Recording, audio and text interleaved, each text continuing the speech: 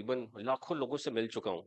हजारों नहीं, लाखों, मैं कहूँगा 7 साल में, और आप जैसे यंग लोगों से मिल चुका हूँ। तो उन यंग लोगों को मैं हमेशा कहता हूँ कि ये देखा करें कि कामयाब लोग कैसे जिंदगी गुजारते हैं। जो भी कामयाब लोग हैं वो पहले यहीं बैठे होते हैं, यही सुन रहे होते हैं, फिर आकर इधर आते हैं। हम भी किसी जमाने में ऐसे सुन रहे थे और आज आकर इधर बता रहे हैं, राइट। वो अपने एक्सपीरियंस से बताते हैं और उनमें क्या खसूसियात होती हैं। क्योंकि मैं बड़ा अच्छा बुक रीडर हूँ, तो मैं एक और बुक आपको साथ रिकमेंड करके जाऊंगा, जिसने एक तो एटॉमिक हैबिट्स पढ़नी है और दूसरी बुक आपने पढ़नी है वो है 7 habits of highly successful people. ठीक है जी, ये किसने पढ़ी है? सो बुकों का शौक नहीं है, 3-4 लोगों ने ही पढ़ी है, राइट। तो आज ये भी आप लोगों ने नेट पे सर्च करना है, या अगर गूगल पे या कहीं से खरीद सकते हैं कि हाईली इफेक्टिव पीपल जो होते हैं। स्टीवन कवी की ये बुक है। स्टीवन कवी ने इस बुक में ये नहीं लिखा कि जी ये मैं कह रहा हूँ, उसने लाखों सक्सेसफुल पीपल के इंटरव्यूज किए, लाखों। और उसने देखा ये जो लाखों सक्सेसफुल पीपल हैं, इनमें क्या 7 खसूसियात थी जो ये कामयाब हो, राइट। अब वो 7 खसूसियात अगर आप अपना ले तो आपने देखा कि ये प्रूवन मेथड है। तो पहला उसमें उसने ये देखा कि वो जो सक्सेसफुल पीपल होते हैं वो प्रोएक्टिव होते हैं। Be proactive.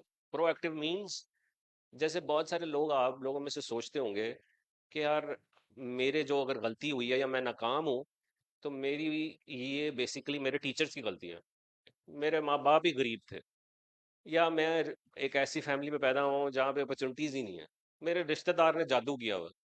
ये भी एक सोच। या मैं जो टीचर्स थे मेरे, उन्होंने मुझे सही नहीं पढ़ाया। या मैं इस मुल्क में ही क्यों पैदा हुआ, ये मुल्क में अपॉर्चुनिटीज नहीं है। ये बेसिकली वो होते हैं जो नाकाम लोग होते हैं। और जो प्रो एक्टिव होते हैं वो कहते हैं मेरी गलती थी, मैं रिस्पॉन्सिबिलिटी लेता हूँ, मैं इसको ठीक करूंगा, और मैं ही जिम्मेदार हूँ अपनी सारी हरकतों का, कोई और जिम्मेदार नहीं है। वो बोलते हैं बी प्रो एक्टिव। एक दूसरी ये चीज जो स्टीवन कवी ने लाखों लोगों से जब ये देखा, पूछा कि सक्सेसफुल लोग कौन होते हैं, तो उसमें से दूसरी चीज मुझे मिली कि put and in their mind.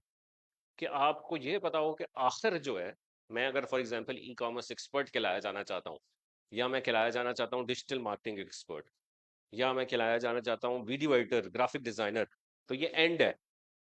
और एंड से फिर बैक गोल में काम करते हैं कि अब मैं इसके अगेंस्ट काम करूंगा और मैं ये कहलाया जाऊंगा। आप ये पूछें आपके मोहल्ले में या आपके दोस्तों में आप क्या कहलाए जाते हैं? कभी ये सोचा है कि मेरा मैं जब अपने सर्कल में बैठता हूँ तो सारे मुझे कैसे जानते हैं? मुझे जानते हैं ये मजाक करता है, जुगते करता है, फनी बंदा है, या ये कहते हैं यार बड़ा कमाल का वीडियो एडिटर है, बड़ा कमाल का ई कॉमर्स एक्सपर्ट है। किस नाम से जाने जाते हैं? तो ये जो सक्सेसफुल पीपल होते हैं, ये दूसरी चीज जो है, ये होता है कि एंड क्या है, और फिर उसके अगेंस्ट काम करते हैं 5 साल, 3 साल, 4 साल, जितना टाइम लगे। ये दूसरी चीज हाईली सक्सेसफुल पीपल में। तीसरी चीज, पुट फर्स्ट थिंग फर्स्ट, जिसका ये मतलब है कि उनको ये पता होता है कि मेरी लाइफ में इंपॉर्टेंट क्या है और अर्जेंट क्या है। कितने लोगों को पता है कि मेरी लाइफ में इंपॉर्टेंट क्या है, अर्जेंट क्या है? आप जरा बताएं। अच्छा जी, इंपॉर्टेंट क्या है होता है? कोई एग्जांपल देगा इंपॉर्टेंट क्या है? ऊंची से बोले। और अर्जेंट क्या है? मैं कोई एग्जांपल देता हूँ, देखें।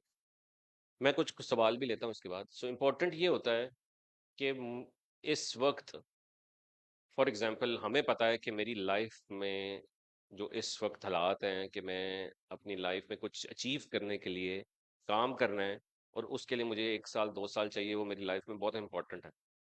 अर्जेंट क्या है? अल्लाह ना करे अभी यहाँ आपको कॉल आए कि जी आपके घर में वो बच्चा गिर गया, फौरन से पहुंचे, तो आपने सब कुछ छोड़ देना है। अर्जेंट है, निकल जाना, ये अर्जेंट है।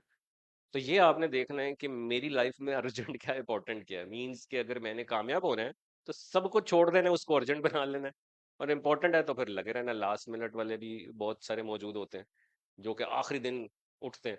बेसिकली सुबह अगर कोई टिकट लेनी है या एग्जाम है या कोई भी चीज़ है तो आखिरी दिन उठेंगे या तैयारी करेंगे। तो पुट, तो क्या करना है, इंपॉर्टेंट और अर्जेंट की निशानदेही करनी है। 3 हो गई, राइट।